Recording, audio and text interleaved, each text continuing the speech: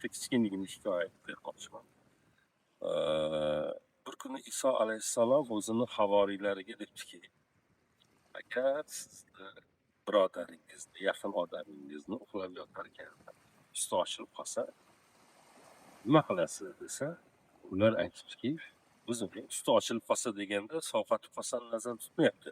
Uyatli joylari ochilib qolsa nima qilasizlar deganda ular aytibdiki, biz uni albatta o'sha ochilib qolgan joylarini yopamizki, boshqalar ko'rmasin deymiz deganda Iso alayhissalom sizlar yolg'on aytdinglar, siz aslida unday qilmaysizlar. Xuddi shunga o'xshaydi. Hayotda bir do'stingizni bir kamchiligini ko'rsangiz, uni berkitmaysiz. Uni yuziga solasiz, boshqalarga oshkor qilasiz, bir sirini bilib qolsangiz, uni ko'proq odamga yetib borishi va uni obro'sizlanishi uchun harakat qilasiz. Bunday qilarkansiz hayotda siz uni uxlab yotgan payti uyatli joyi ochilib qolsa, yopdingizmi, yopmadingizmi nima degan ma'noda. O'shaning uchun bizga kichkinagina bir sinov kelganda, bu sinovdan o'tish uchun iymonimizni kuchi yetadi, ammo kattaroq bir sinov kelganda. Masalan, do'stimizni ustini yopib qo'yishga kuchimiz yetadi, iymonimizning darajasi bor, ammo bu do'stimiz bir xato qilsa, uni xatolarini berkitish uchun balki kuchimiz yetmaydi. $100 birov bersa, boyagi harom aralashib qolgan, "Yo'q, men harom yemayman" deyishimiz mumkin, ammo u 1 million bo'lib qolsa, fikrimiz o'zgarib qoladi. 2 million bo'lib qolsa, musulmonligimiz ham esimizdan chiqib qolishi mumkin. Alloh asrasin. Bu yerda shu nazarda tutilyapti. Kichkina masalalarda diqqatli ekanmiz, katta masalalarda nega diqqatli emasmiz? Do'stimizni usti ochilib qolsa yopamiz deymiz, balki yopamiz ham. Uyatli joylarini hech kim ko'rmasin deymiz. Ha, to'g'ri. Ammo nega uni bir xatosini unday berkitmaymiz?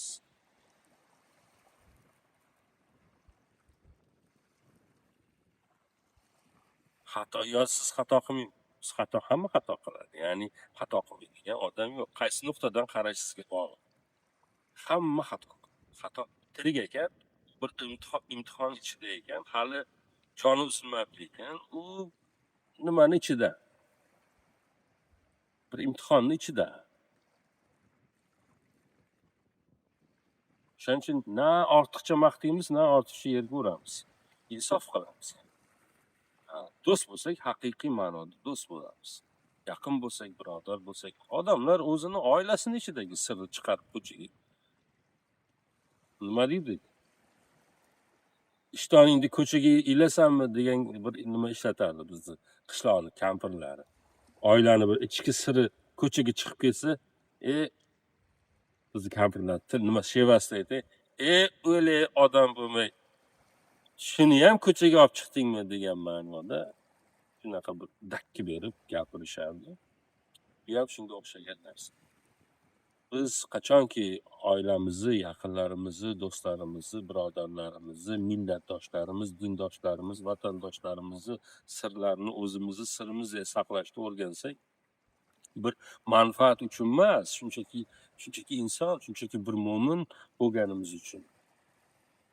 Buni qila olsak, qo'lni qo'lga ber, davri davron suraylik deydigan payt shunda kelar balki.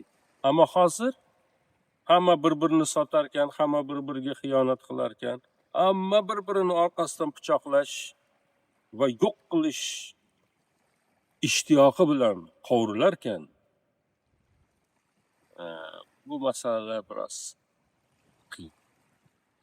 Ajoyib manzara, Qora dengiz sohilida o'tiribmiz.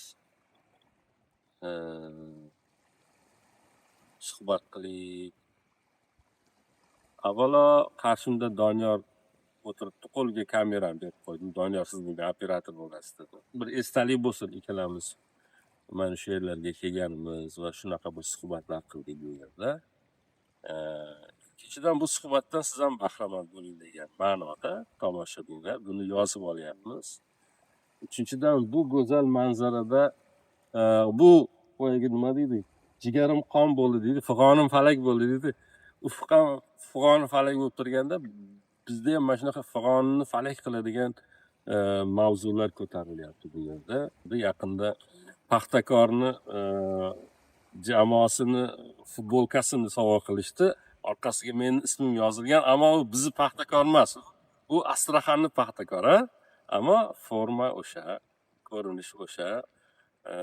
Men faxr bilan uyga ilib qo'ydim. Astraxan Paxtakor jamoasini bir faxriy a'zosi ekanligimdan nima uncha futbol o'ynashni yaxshi bilmasam, ammo mayli-da, bir ehtirom ramzi o'laroq. Shuning uchun Astraxandagi do'stlarimizga ham, minnatdorchilarimizga ham omad tilaymiz. Jamoalarga har doim yaxshi marralarni zabt etishlarini istaymiz.